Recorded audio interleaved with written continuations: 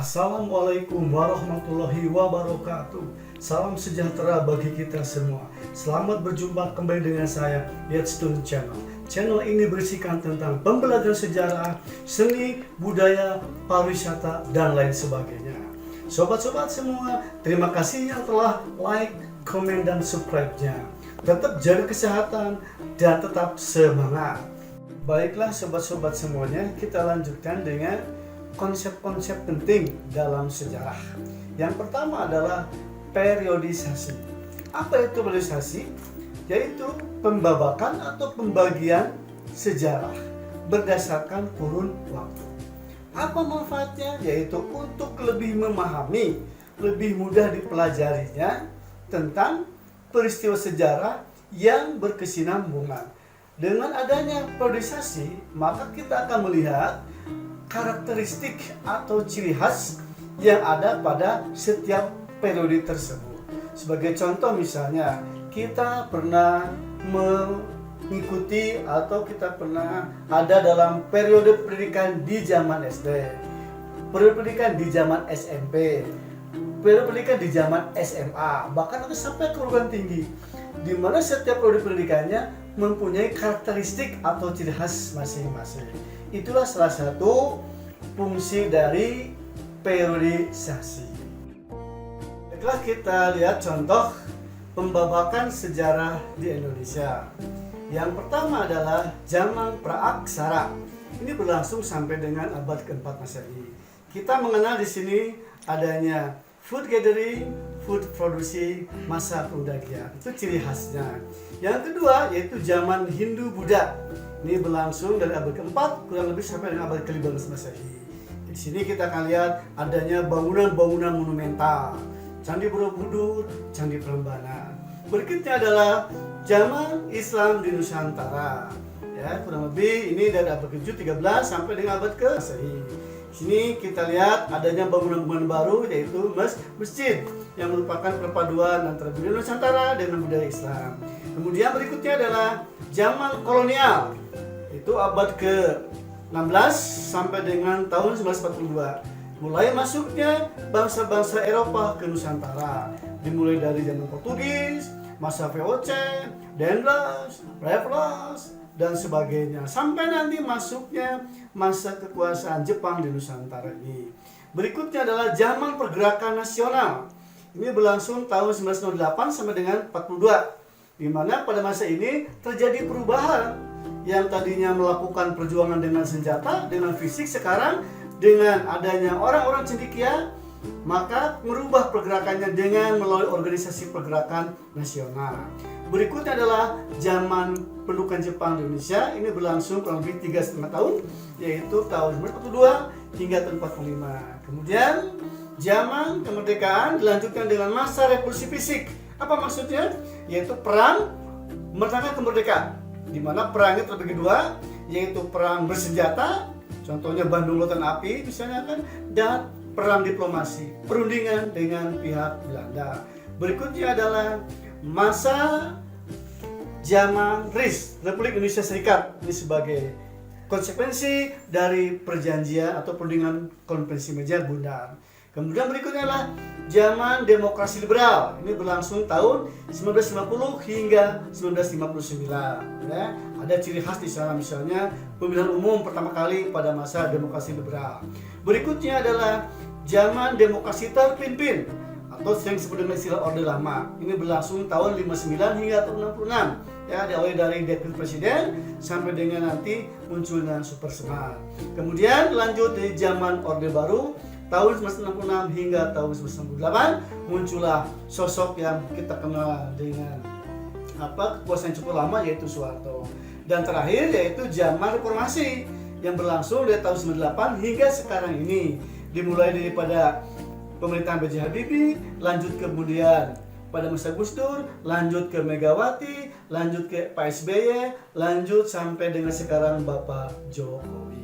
Itulah salah satu contoh periodisasi di Indonesia. Oke, berikutnya adalah konsep penting dalam sejarah, yaitu kronologi. Apa itu kronologi?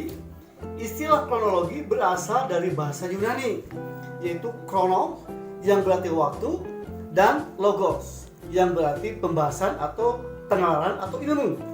Sehingga kronologis berarti sesuai dengan urutan waktu. Peristiwa sejarah akan selalu berlangsung sesuai dengan urutan waktu. Sehingga peristiwa-peristiwa dalam sejarah itu tidak secara berlompat-lompat urutan waktunya, atau bahkan berbalik urutan waktunya yang dikenal dengan anakronis. Kronologi membantu kita berpikir secara runut, teratur, dan juga berkesinambungan. Itulah pentingnya kronologis dalam sejarah.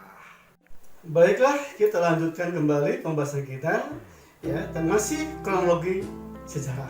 Berikut ini kita ambil salah satu contoh kronologi sejarah, yaitu detik-detik menjelang proklamasi kemerdekaan 17 Agustus tahun 45. Diawali pada tanggal 6 Agustus 45 dijatuhkannya bom atom di Hiroshima. Kemudian lanjut tanggal 9 Agustus 45 dijatuhkannya bom atom kembali di kota Nagasaki. Akhirnya Jepang menyerah kepada Amerika Bersekutu. Tanggal 15 Agustus terjadi vacuum of power. Nah, para pemuda mendesak kepada Bung Karno untuk segera memproklamirkan kemerdekaan. Tanggal 16-nya terjadi perbedaan pendapat antara golongan muda dan golongan tua yang mengakibatkan terjadinya peristiwa Rengas Dengklok pada tanggal 16 Agustus 45. Besoknya, tanggal 17 Agustus 45 diproklamirkanlah kemerdekaan Republik Indonesia. Itu salah satu contoh urutan waktu dalam sejarah yang dikenal dengan kronologi sejarah. Baiklah, kita lanjutkan dengan konsep kronik. Kronik dapat ditemui dalam sejarah dinasti-dinasti dari kerajaan Tiongkok atau negeri Cina. Kronik dalam kerajaan Tiongkok dapat berupa sejenis kumpulan tulisan yang berkuasa di Tiongkok. Misalnya kronik dinasti Tang, kronik dinasti Ming, kronik dinasti Zhou, dan sebagainya.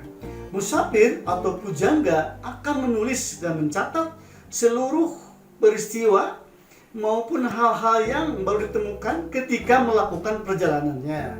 Contoh misalnya, ada musafir dari Cina yang bernama Fahian sampai di kerajaan Tarumanegara di Jawa Barat. Dia mengatakan bahwa kerajaan itu bernama kerajaan Tolongo. Kemudian Itsing juga dari Cina sampai di kerajaan Sriwijaya. Dia menyebutnya dengan sebutan Sili Fongse. Kemudian juga ada Mahuan yang datang bersama dengan Laksamana Chaiho. Itulah beberapa peristiwa yang mereka tulis yang nanti menjadi sebuah kronik yang ada pada dinasti-dinasti di Cina. Baiklah, sobat-sobat semuanya, kita lanjutkan di pembahasan terakhir kali ini, yaitu arti penting sejarah bagi kehidupan manusia pada masa kini dan masa yang akan datang.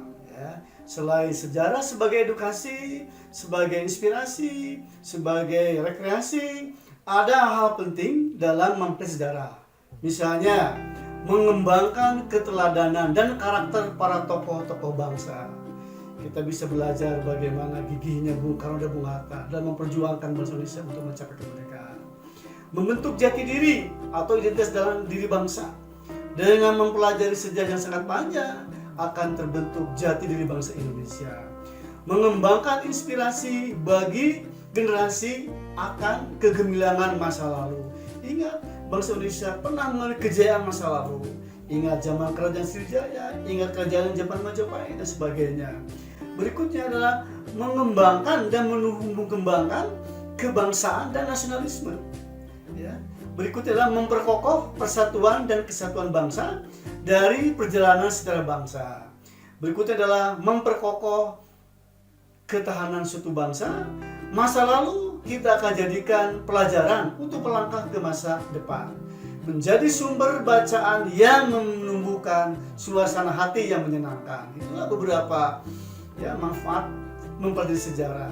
Ingat jargon-jargon yang terkenal. Jas merah, yaitu jangan sekali-sekali meninggalkan atau melupakan sejarah.